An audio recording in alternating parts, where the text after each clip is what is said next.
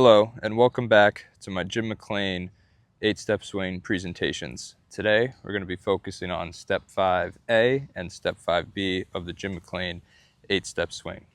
The 8-step swing is something that Jim McLean has written a book on and released a video series on.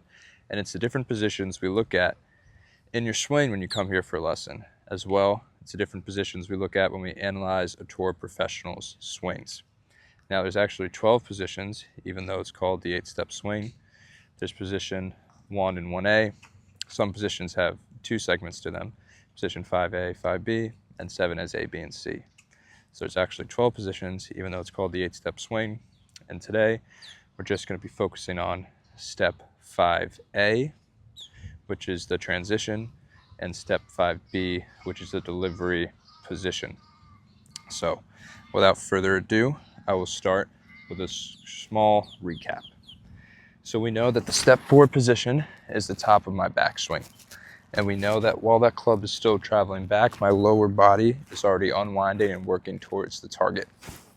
The sequence that this begins in is our feet, knees, and hips start the downswing, then our shoulders, and we want to feel as though our hands, arms, and club are just moving passively in the swing. Okay? When we start the transition, our lower body is starting it and our hands are simply just falling into the slot.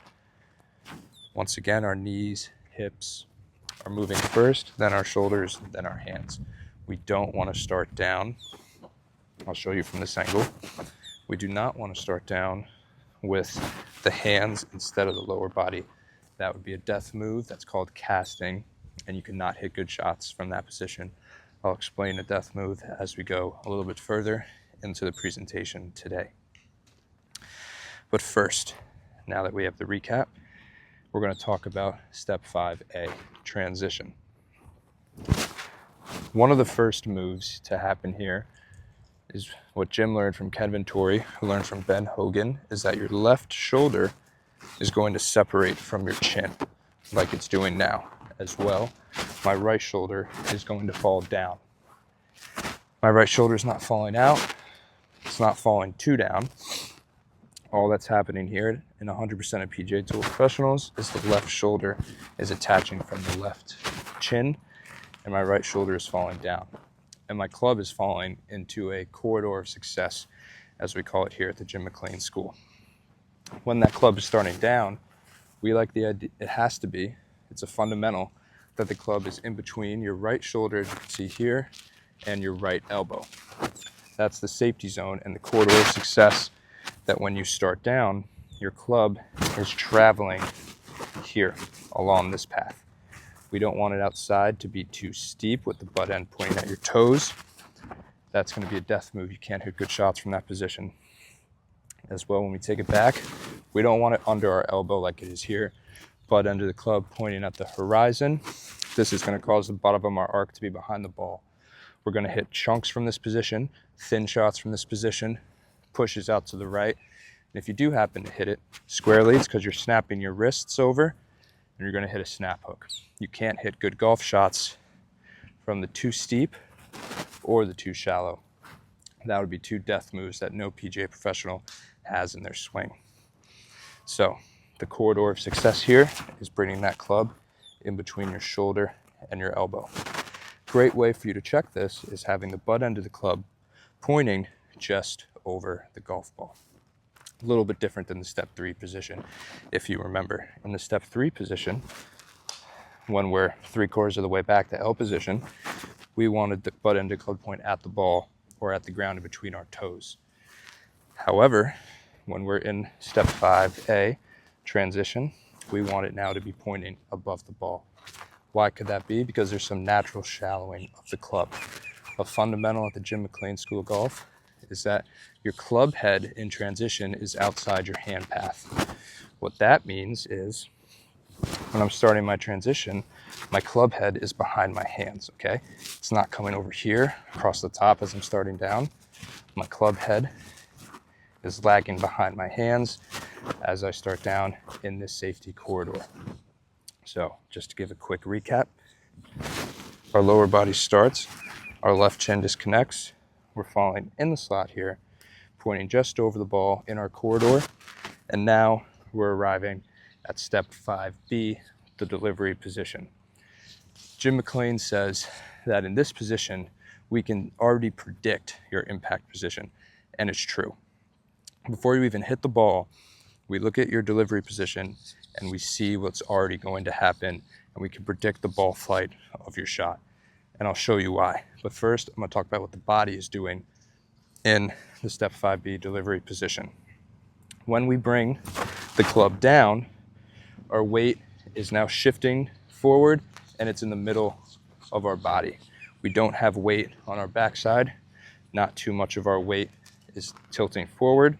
Our weight is now centered with our hips square. My hips aren't hanging back. My hips aren't all the way open. When I'm in this delivery position, my weight is centered and my hips are square. I should be feeling as though I'm pushing off the inside of my right foot now.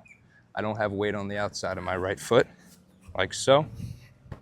When I come down, it's not on the outside, it's on the inside. I'm pushing off the inside of my right foot to get into a powerful position with my weight centered, just as so. Now, another key fundamental here is the sit-down move. And there's a couple different ways you can think about the sit-down move. You think about it as chest compression as well. What the sit-down move is, Ben Hogan explained it greatly. When you're in transition and you're coming down to delivery position, it's as though you're sitting down, your chest is over the golf ball. When we come down, we're not standing up. That would be a death move. We're keeping our center of mass over that golf ball, and we're powerfully sitting down. We're not locking our knees. We're keeping our knee bend. Another great way to think about this is where your hands are placed. We want our hands to be placed over our right thigh. Don't want them on our belt. Don't want them down on our knee. We want to have them right here on our right thigh. That is a great thing to think. It can really help you with your chest compression and the sit down move, keeping your hands low. So, just to go over this one more time, we're now going to talk about the arms. When we're in the step 5 delivery position, we want our left arm to be just about straight with a flat or slightly bowed left wrist. It cannot be cupped in this position. Your right wrist, however, is cupped, and it's going to be the last time that it's going to be remained this cupped throughout your swing. Your left arm and the club are forming the letter L. Now that we understand what the body's doing, I'm going to dive into what the club is doing. When you come here for a lesson, we look at your step 5B delivery position. We're looking at two things with your club, the club shaft and the club face. Let me explain. The club shaft, when you're in this position, should be pointing, butt end of your club pointing down the line. You should be parallel with that ball target line. And the club face here should be square. A little bit toe down. It can be toe up here or just ever so slightly like this, but we don't want extremes. Extremely closed, extremely open. Now, why don't we want that? Is because you don't have enough time left in your golf swing to have extremely open or extremely closed and square the face and hit good shots. It's okay if your club face is closed at the top or if it's open at the top, because you have more time to square it up when you're returning to impact. But if you're here and your club face is too closed or too open, you simply don't have enough time. So we always check your club face in this position. As well, we want that club face when we're in this position to be blocking our hands. When you view it from down the line, you don't want to be able to see your hands. If you have it outside, you're going to hit a cut or a shot to the right, like so. There's some tour players that have it outside. Bruce Ledecky, who is Jim's roommate at the University of Houston, he would hit leaky fades, and his nickname was Leaky for this reason. When he was in the delivery position, that club head was outside, and he would hit fades, which is okay if you're trying to intentionally hit a fade. But we don't want the extremes of it being way too outside or way too inside. We want it to block our hands, ensuring a powerful impact position and a good shot. So I like to go over a couple drills now. The first drill is the footwork drill. Do this drill with a lofted wedge. You're going to place the wedge on the ground like so, and you're going to step on it. Excuse me. You're going to place this wedge on the ground and you're going to step on it. Without a club in your hand, you could do it with a club in your hand if you want, but for now I don't have a club. You don't need a club. Swing back to the top and swing back to the delivery position. And notice that shaft go down. I'm pushing off the instep. If that shaft didn't move like this, where's my weight?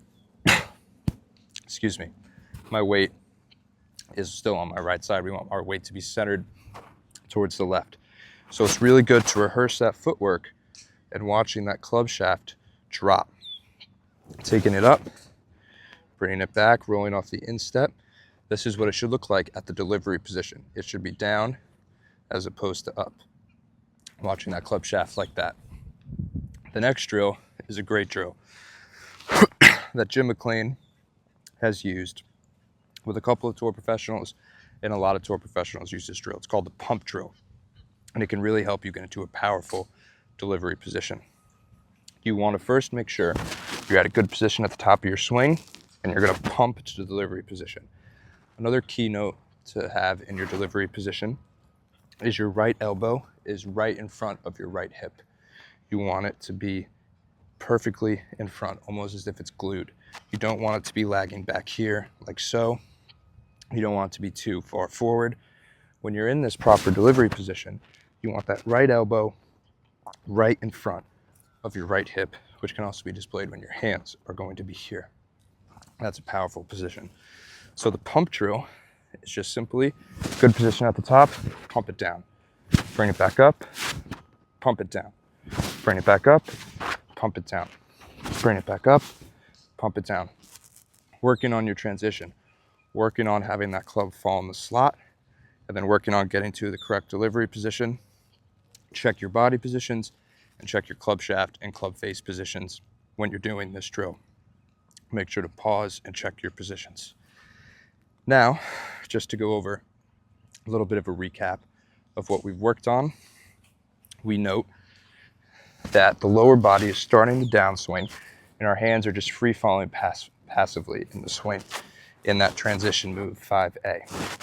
With the butt end of the club pointing just over the golf ball, we note that when we arrive at delivery position, our weight is centered, club shaft is parallel, and the face is square, blocking the hands, pushing off of our right instep with the elbow glued in front with the hands. The right knee is also kicking diagonally at the golf ball. Now, hopefully, these Jim McLean fundamentals and drills that I've given you and death moves that you want to avoid can help you improve your step 5 position.